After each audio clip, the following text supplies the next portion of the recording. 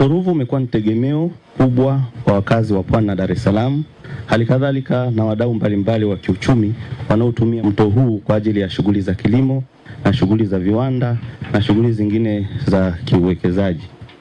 Mheshimiwa Mkuu wa Mkoa, Mto Ruvu unategemea mvua ambazo huwa zinanyesha vipindi viwili. Kipindi cha kwanza ni kipindi cha masika na kipindi cha pili ni kipindi cha vuli. Kwa mwaka huu 2025 mvua ziliisha mwezi wa 5, kwa maana mvua za masika.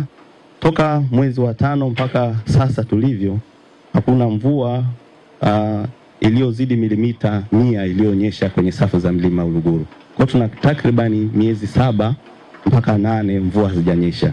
Hivyo maji haya yanayoonekana leo mtoni ni kutokana na mvua zilizonyesha za masika ambazo ukame huu mrefu wa miezi 6 mpaka 7, kina cha maji au uwezo wa vyanzo vyetu vya maji vimepungua uwezo wake.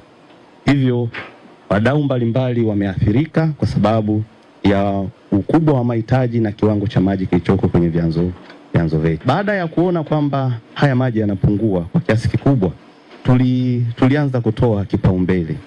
Kipaumbele kilichotolewa kilikuwa kwa ajili ya shughuli za matumizi ya majumbani tu, kwa maana ya kunywa, lakini shughuli za kilimo tulilazimika kuzisitisha kwa sababu ya kubakia maji kwa ajili ya matumizi ya majumbani.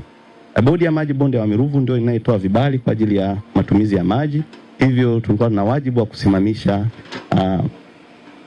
wa kusimamisha matumizi ya maji mengine ili kubakisha kwa ajili ya matumizi ya maji ya majumbani.